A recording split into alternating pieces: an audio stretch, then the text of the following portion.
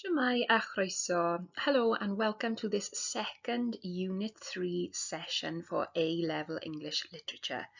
This session will be focusing on the extended essay question of your named poet and also Section B, the unseen poetry comparison section. So let's take a look. Alright, so we're going to focus first of all on the second question of Section A, which is the extended essay on your chosen poet, the poet and collection that you have been studying in class. So this question is with 45 marks and you are assessed on 3 assessment objectives and their weightings are as shown below. AO1 is worth 10 marks. AO2 is worth 5 marks and AO3 is worth 30 marks.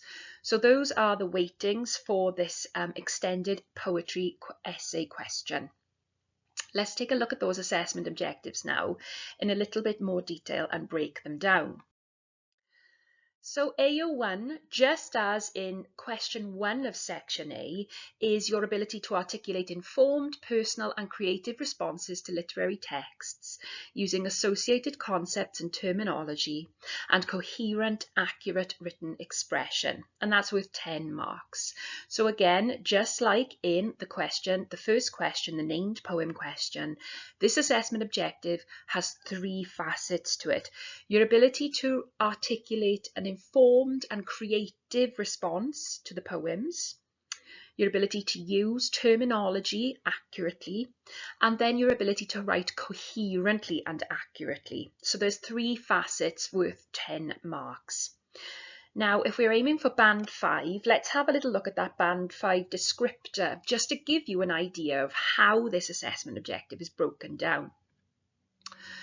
So to achieve band 5, your piece will be a sophisticated, creative and individual response to the poem or extract. Your ideas are thoughtful and your response is fully engaged and relevant. So again, just like the first question, you have to be fully engaged with the question at all times. Your piece will be confident and show perceptive application of literary concepts and terminology. Again, just like in question 1, it's accurate use of literary terminology. That is the key, accurate use. Identify the term, identify the terminology and the concepts that have been used, but then explore why they are effective. Your piece will be effectively organised, demonstrating flair, and it'll show high levels of technical accuracy and adopt a clear academic style and register throughout. So there are those 3 facets that you must remember. It'll be a creative and individual response that is constantly engaged with the question. There will be accurate use of terminology, poetic terminology, and also you will show high levels of technical accuracy using a clear academic style and register to your writing throughout. AO2 then, the AO that's worth the least amount of marks for this question, 5 marks for your ability to analyse ways in which meanings are shaped in literary texts. So this assessment objective is just like it was in question 1. However, the weighting is a lot less, and you must bear that in mind. AO1, 10 marks. This AO, how meanings are shaped, only 5 marks. Okay, so don't get too bogged down in this. And again, the band 5 descriptor would be perceptive, sophisticated analysis and evaluation of the writer's use of language and poetic techniques to create meaning. So how is meaning shaped? Confident and apt textual support, and confident discussion of implicit meaning. So again, the assessment objective is just the same as in question 1. It's your ability to dig deep for meaning, your ability to use apt and well-chosen textual support, and your ability to acknowledge that this can be interpreted in more than one way. But it's only worth 5 marks. The weightiest assessment objective is our next one. That is assessment objective 3. So that doesn't exist in question 1, but it is huge, very, very weighty in this extended essay.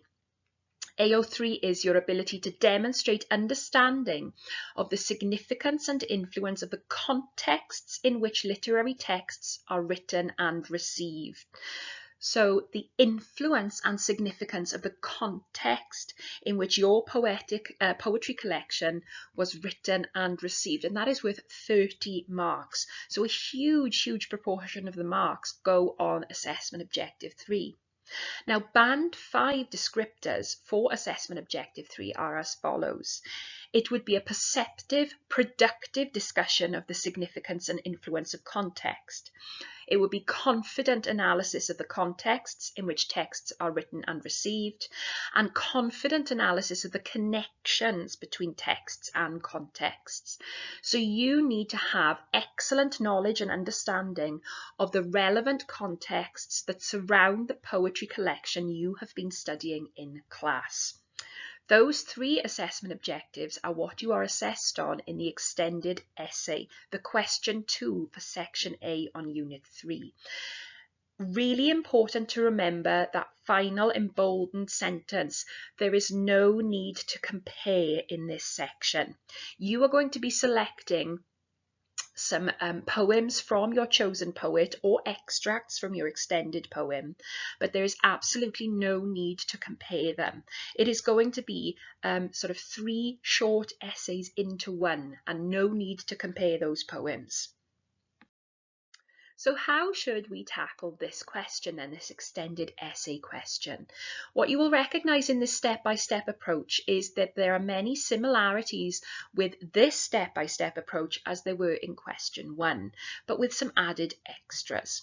So the first thing we do, just like in the first question, is to read the question and highlight those keywords and ideas. Keywords and commands, what the question is asking you to look at.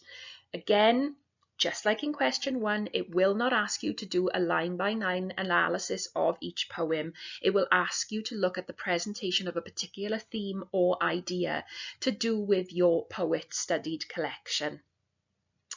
Once you have read your question, you'll need to complete step 2, which is to decide on 3 poems or 3 to 4 extracts from Chaucer or Milton, depending on if you've studied them, which help you to answer this question. So you're going to be thinking about your knowledge now about this poet and these poems, and you're going to be selecting 3 or 4, but no more than that, poems that you're going to want to explore for this question. Step 3 then, in your exam booklet, make a note of the key points to make about the poems or extracts that you have selected in light of the question. So this is your planning and preparation stage, and you should complete this either in the pink answer booklet or on the question booklet, because remember, the question booklet will not go to the examiner. It will stay in the school that you have studied or college, and the pink answer booklet can have all manner of writing on it. You are expected to plan for this question. The examiner will be able to see your planning, but remember, if you do not want the examiner to assess your planning, just put a cross through it, and the examiner will know that that is not to be assessed. If you forget to put a cross through it, don't panic. The examiner will know what is your response and what is the planning. Step 4 then. Make sure you have an overview of the poet's work in the light of the question, and then begin to look more closely at how meaning has been created in the poems that you've chosen to answer this question.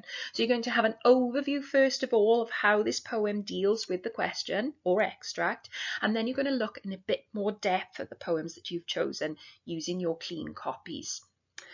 Step 5 then, make a note of some contexts which would be relevant in the light of the question. So we have to remember the weightiness of context, and we mustn't forget about it. So once we've chosen our poems, had a little look at some meaning, then we begin to think about relevant contexts that would help to illuminate what has been asked in the question. After we have completed this planning and preparation, then we move on to step 6, which is to write our response, focusing on the task that's been asked, the selected poems, and AO2. So let's have a look at step 1 in a little more detail then, just like we did with the first question. So This is an example of a Chaucer question. It doesn't matter if you haven't studied Chaucer because all of the questions are worded in a similar sort of way.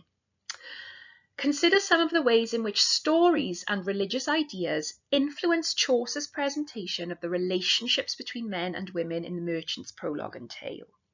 Okay, so this can be separated into 3 sections, and I would encourage you to have a little look at the annotations that go with this particular highlighting of this question.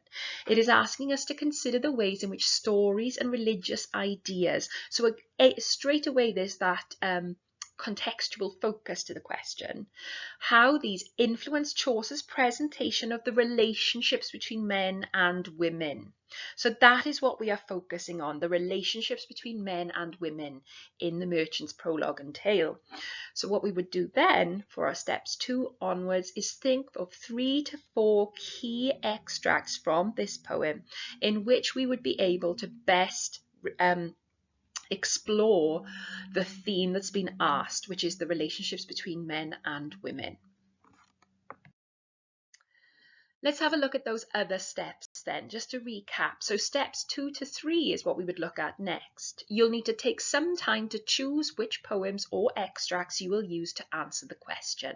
Once you have made your choices, take some time to note the key points that you will want to make, and this will encourage you to keep the focus on the question. Step 4 then, reading the poems again, make notes which will support your argument. You might be adding some new points here as you read the poems, or amending some of the things you considered saying. Think about poetic tone, keywords or images, allusions, poetic techniques, and so on. So step 4 really is focusing mainly on AO1 and AO2, our ability to articulate an informed opinion, but also to explore the meanings that have been created in the poem. Step 5 then, that key point, adding references to relevant contextual material, which will illuminate our reading of the text.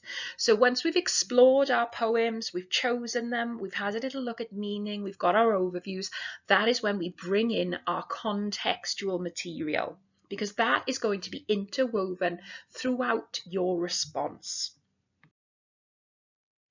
So let's have a little look at an example of the start of a response here. And again, this is to the question on Chaucer's Merchant's Prologue and Tale, and it doesn't matter if you haven't studied this poem, because this is going to be a really good example of how you would create the start of this response. Arguably, the most important theme in Chaucer's The Merchant's Prologue and Tale is that of the relationships between men and women. So we've got to focus immediately on the question, on what the question is asking of us. We've got that overview to start. In the 14th century, when the Canterbury Tales were written, society was largely structured around patriarchy through the influence of the church and the feudal order. The use of scripture as an authoritative text further emphasized the importance of patriarchy, which suggested that women were weaker than men and not to be trusted, as evidenced in the creation story of Adam and Eve. Chaucer, however, gives a more nuanced presentation of the relationships between men and women in his Fableaux. The prologue might begin with the suggestion that a wife can only bring weeping and wailing, but it is May, whose name suggests life and vivacity, who triumphs over January, whose name has more than a hint of age and winter's sterile coldness. All right, so we've got a really good opening here to this extended essay response. Let's have a look at it in a little bit more detail. So as we saw with the opening, the first annotation on the left-hand side says that I'm going to start with a clear focus on the question. So that is what we must always do. We start our response with a clear focus on the question. This will help me to focus my discussion and alert the examiner to my general understanding of the poem. It also means I will be getting credit immediately. So that is how we must always open our extended essay response. It is with a focus on the question. Then we go into the second annotation on the right-hand side, as the understanding of how contexts illuminate the poem is heavily weighted here. A clear reference to context mentioned in the question itself ensures there is some reward for AO3 from the outset. So what I have done is I've used that question and how it has been worded to include context immediately, relevant contextual information that will be awarded immediately. Let's go on to the bottom right hand side then. So although it is still general, the analysis here, but there is a focus on the poem itself and an argument is being set out. This is a nuanced portrayal of the relationship between men and women. I can now unpack this in the rest of the essay.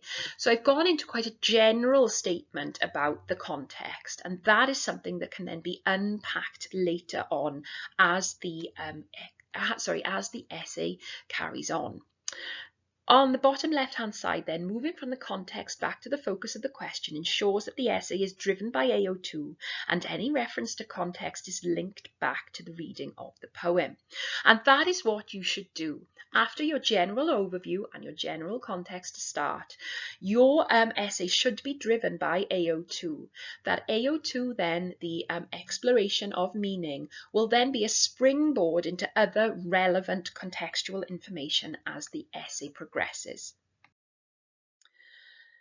So let's have a little think then about pre-1900 poetry essay practice do's and don'ts.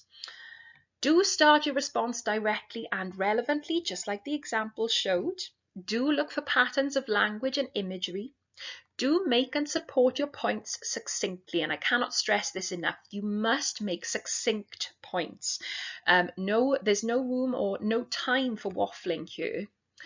Do use tentative language. So just like in the first question, this could suggest, or this may indicate, that these sort of tentative verbs will signpost to the examiner that you are aware that meaning can be interpreted in more than one way.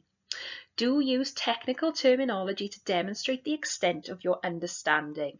Again, like in question 1, it is a good idea to use key poetic terminology to show off to the examiner that you know these poems well and you know these techniques well. Do take care with your expression, remember to paragraph, and remember to proofread your response once you've finished. Again, I cannot stress this enough. After you have completed the exam paper, you must go back to all 3 of your completed questions: the named poem, the extended essay, and the unseen poetry comparison, and you must reread, proofread your work to make sure that you have no errors. Edit where there may be some clunky sentencing, because this will guarantee that it will improve your response. Finally, the don'ts then for the pre-1900 poetry essay.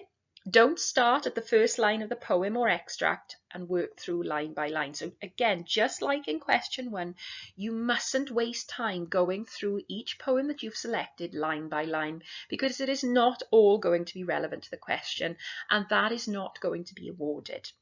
Don't write descriptively or narratively about the poem. Being succinct is key. So again, the examiner will know these poems well. They will not need you to explain to them what is being undertaken in the poems. So don't waste time writing narrative responses to the poems.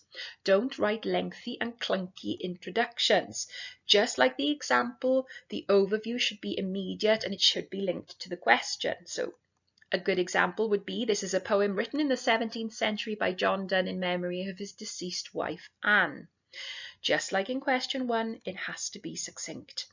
Don't make extended or extensive chunked references to context.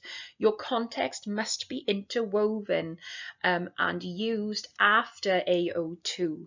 Don't use very long quotations or copy out large chunks of the text. Again, that's going to be a waste of your time and it's going to make you feel as if you're writing more than you actually are.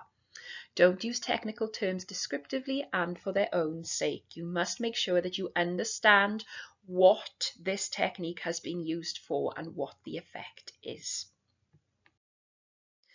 Okay, so let's now go on to section B, the final question in this Unit 3 paper, which is the unseen poetry comparison. Now you are going to be assessed on 3 assessment objectives in this particular question. It is going to be AO1 with 15 marks, AO2 with 15 marks, and then AO4, the comparison assessment objective, and that is worth 30 marks.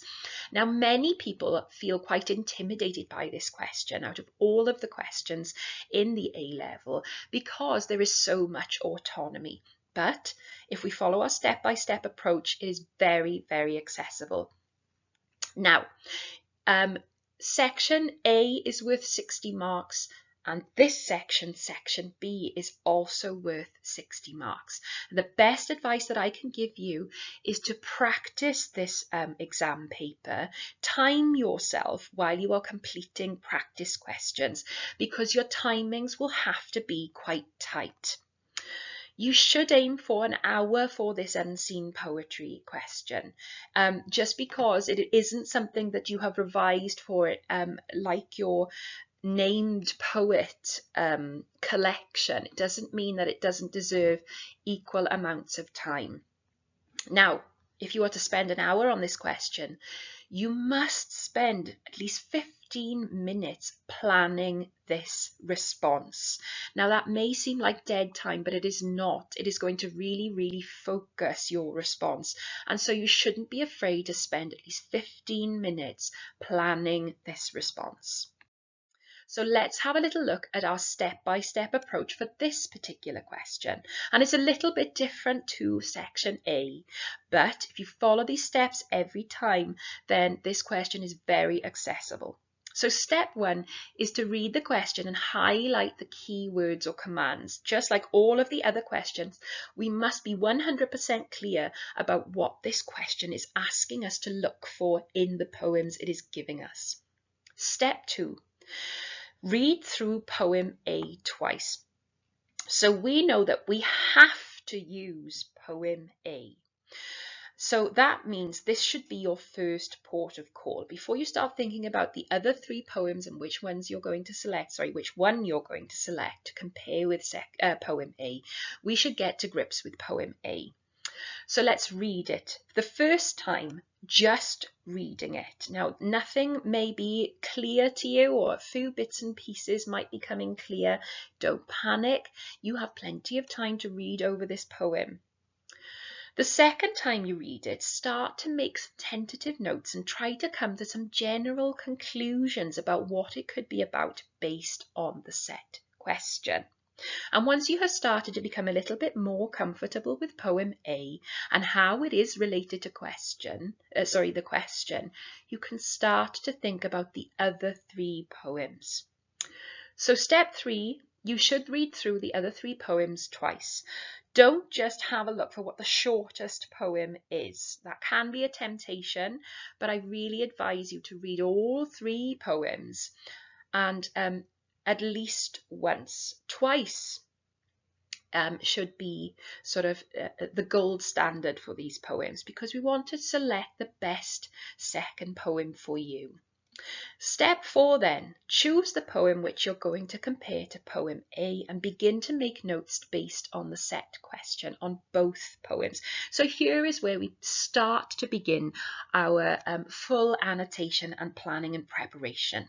And you need to be looking at all aspects of AO2. Tone, keywords, imagery, allusions, poetic techniques, just like in question 1 for section A.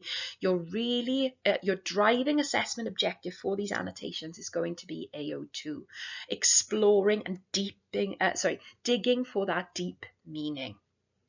Step 5 then is to make a list of connections. Now these are comparisons and contrasts. Don't forget those contrasts.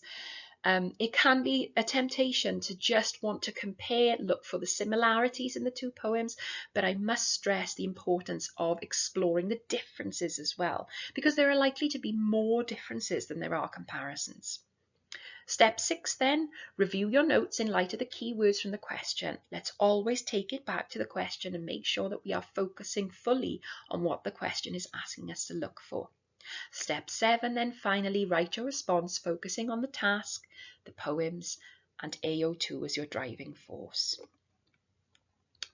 Some quick top tips then. Let's avoid a line-by-line approach. Let's be selective and let's make connections from the outset. Here's an example then of step 1 for this particular unseen poetry comparison. Compare the presentation of spring in poem A, The Trees Are Down by Charlotte Mew, and in one other poem, either poem B, In Just by E. E. Cummings, poem C, Turning by John Ormond, or poem D, Spring by Edna St. Vincent Millay. So as we see, the question is asking us to compare the presentation of spring, not to compare and contrast the poems, but to compare the presentation of spring in the poems. And that is what is key. We have always got to focus on what it is the question is asking us to look at. Step 2 then, let's take our time. It's especially important we take our time to read through the poems. Read poem A twice. The first time just read it. The second time make some notes and try to come to some general conclusions based on the set question. Now, there can be a tendency to get quite anxious and panicky at this question, but you have plenty of time for planning and preparation. So let's take our time to do that planning. The question itself gives you a way into the poem. In this case, it's the presentation of spring. This should now allow us to analyse poem A, which we must write about, and give some focus to our thinking. So the question itself, as it says, gives us a way into the poem. We know that we're going to be looking for the presentation of spring, and that is what we should be focusing on in poem A. Remember, you don't have to write about every word or every line in the poem. Focus on the key points which you want to make. If you don't understand a word or a line, does the rest of the poem help you to understand the meaning? If you still don't understand the word or the line, just ignore it. Focus on what you do know and understand, and I cannot stress this enough. These are unseen poems. You will not have seen them before. There may be sections of the poems that you don't understand. Don't panic. Read through it again, and if it still doesn't make itself familiar to you, just move on to another section of the poem. There is going to be plenty that you can focus on in relation to the question, and there is no need for you to panic or worry that you don't understand it all. Once you feel reasonably confident with poem A, read through the other poems at least twice. This will give you an opportunity to make a good choice for your second poem. There is no right or wrong choice, so choose the one that you're most interested in and where you can see clear connections and contrasts with poem A. So again, please don't just choose the shortest poem, because that one may be the most complex. Read through all 3 poems twice and make the best choice for you. Once you've made your choice, begin to annotate that poem, always trying to focus on the task, spring, and poem A. So while you're annotating your second poem, remember about poem A. Are there connections and contrasts that are jumping out to you immediately? Make annotations and highlightings as you go. So let's have a little look at an example response for this particular question and how we might structure it in the opening. The Trees Are Down by Charlotte Mew and Spring by Edna St. Vincent Millay depict nature in contrasting ways, where both poems carry a melancholic and bitter tone. Okay, so as we can see, and as we would have done with all other questions, annotation 1 on the left-hand side, start with an overview of both poems that is linked to the question, starting with the set poem A and comparing and contrasting them as I do so. This is going to help me to focus on the relevant AOs from the outset and make sure that I'm picking up marks immediately.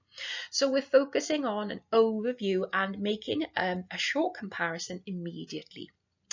The opening paragraph is focused, concise and clear. There's no need to say everything about each poem. So let's have a look at it in its entirety. The Trees Are Down by Charlotte Mew and Spring by Edna St. Vincent Millay depict nature in contrasting ways, where both poems carry a melancholic and bitter tone.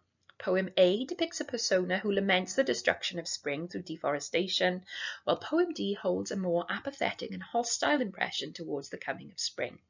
And that is our opening introduction.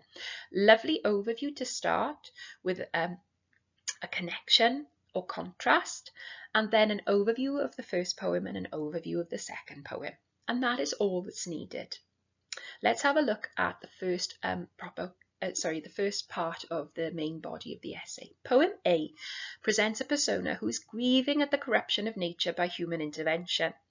The regularity of the stanzas perhaps alludes to the sorrowfully reflective yet stable mindset of the persona, which brings a rhythmic and mournful prayer-like aura to the poem, which grieves the fallen trees. The corruption of spring is alluded through the loud common talk, loud common laughs of men in the poem. The anaphora and the cacophonous k in common brings about a callousness to the phrase, suggesting a negative image of the common men. The adjective itself adds to their lack of understanding and sympathy as their low moral values. Okay, so as we can see in our annotation on the left-hand side, the initial focus in this paragraph is on poem A. I'm now going to build on the more general observation of the opening paragraph. So what I've done here is opened with poem A and begun to explore that AO2, that meaning.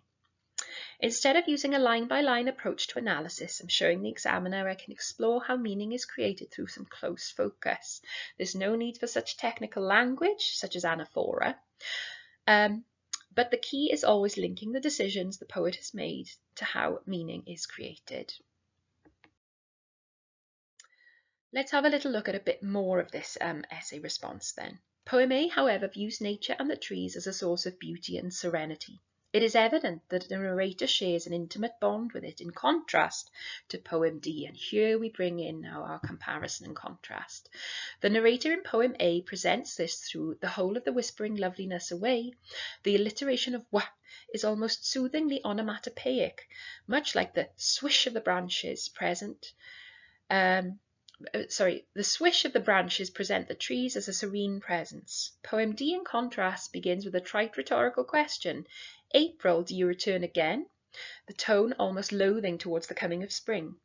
Additionally, the depiction of nature as something harsh and crude, suggested through the words redness of little leaves, stickly spikes, sun is hot, imply traps and weapons as well as discomfort, which contrasts to the images of tranquility in poem A, as this presents nature as harsh and hostile. This idea is further established through the structure of poem D, which is irregular, unrhythmic and uneven, perhaps reflecting the bitterness of the unhappiness of the narrator as he fails to find solace in the comfort of spring. A feeling which the narrator in poem A only wishes for. So as you see here, the driving force is poem A, and the connections and contrasts are interwoven throughout.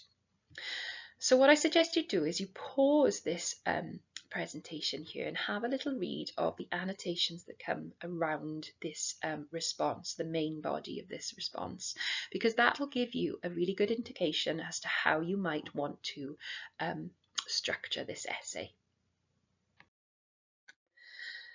And that is it. Top tips to close then. Take time to read the instructions and the questions carefully in order to avoid making errors which will affect your overall mark. Now, as I said, this can be quite a challenging or feel like a challenging paper, but you're only going to lose marks if you start to answer the question you think is being asked of you rather than the question that is actually being asked. So please take the time to read the instructions and questions carefully and highlight the key ideas that they are asking you to look for. You should avoid a line-by-line approach to analysing the poems. I really hope that the example responses that I've shown excuse me, indicate to you just how crucial it is to be selective. Not only will that be make your response better and more academic, but it'll save you time. The balance of text and context is crucial for success. In section A, part 2, the context and the task itself in section A part 2 questions are meant to guide the response, so make sure you refer to it as you answer the question. So you need to interweave it throughout your response. And then for the unseen poetry comparison. In section B, you must write about poem A. Remember that half the marks for section B are for making connections. Begin each essay with a clear reference to the task. Diolch yn fawr.